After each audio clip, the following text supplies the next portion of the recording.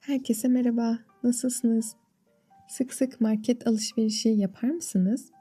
Ben her hafta alışverişe giderim. Alışverişe gitmeden önce her zaman hazırlık yaparım.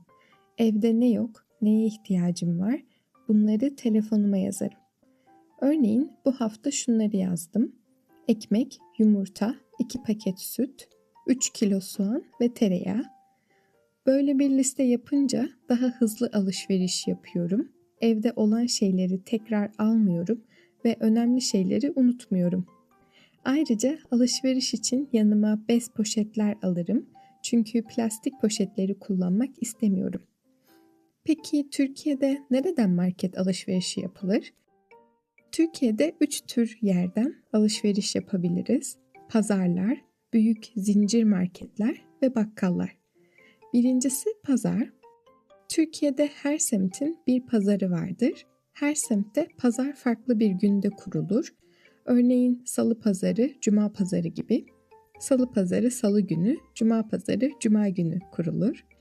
Pazarda taze sebze ve meyve satılır.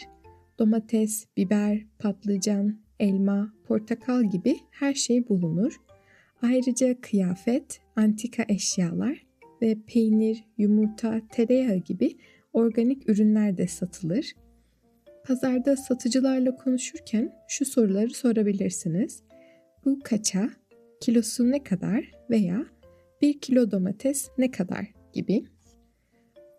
Ayrıca pazarlarda pazarlık da yapabilirsiniz. Pazarlık bir ürünü daha ucuz fiyata almaya çalışmak demek. Mesela bir tane marul 45 TL ve 2 tane alacaksınız. Satıcıya 2 tanesi 80 TL olur mu gibi sorular sorabilirsiniz. Pazarlar genelde çok canlı ve gürültülü olur.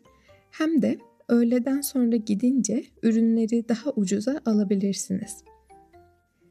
İkincisi zincir marketler. Bu marketlerde ise her şeyi bulabilirsiniz. Abur cubur, et, tavuk, balık, dondurulmuş yiyecekler, temizlik malzemeleri gibi. Girişte alışveriş sepeti veya alışveriş arabası vardır. Her ürün için ayrı bir reyon vardır. Mesela manav reyonu, fırın reyonu, şarküteri reyonu gibi. Fiyatları görmek ve karşılaştırmak çok kolaydır ve self servis kasalar da vardır. Hızlı ödeme yapmak için çok avantajlı oluyor. Türkiye'deki en büyük zincir marketler ise BİM, A101, Şok gibi daha uygun fiyatlı marketler ve Migros, Carrefour, File ve Metro Market gibi daha büyük ve farklı seçenekler olan marketlerdir. Üçüncüsü bakkallar. Bakkallar genelde küçük dükkanlardır. Her mahallede bir bakkal vardır. Bakkallar genellikle çok yakın olduğu için yürüyerek gitmek çok uygundur.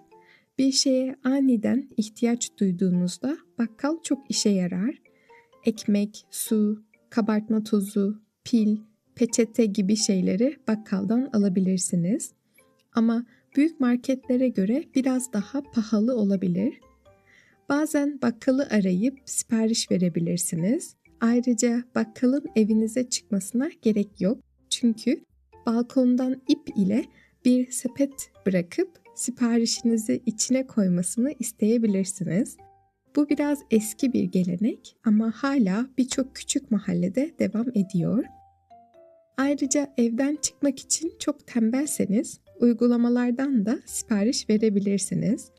Bugünlerde market alışverişi yapmak için çok fazla uygulama var. Mesela Getir, Trendyol Go, Migros Sanal Market gibi. Sipariş verdikten birkaç saat sonra teslim ediyorlar. Mesela evde yemek yapmak istiyorum ama yemek yapmak için birkaç malzeme eksik oluyor. Hemen uygulamadan sipariş veriyorum ve geliyor. Peki ben genelde marketten ne alırım? Ben evde çok yemek yaparım. Bu yüzden sık sık market alışverişi yapıyorum. Öncelikle ekmek alırım. Türkiye'de ekmek çok önemlidir. Neredeyse her öğün ekmek yiyoruz. Zeytin alırım. Sabah kahvaltısında zeytin yemeyi çok severim. Peynir alırım.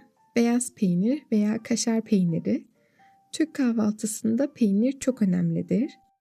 Sebze alırım. Domates, biber, patlıcan, soğan, maydanoz gibi. Et alırım. Kıyma veya tavuk.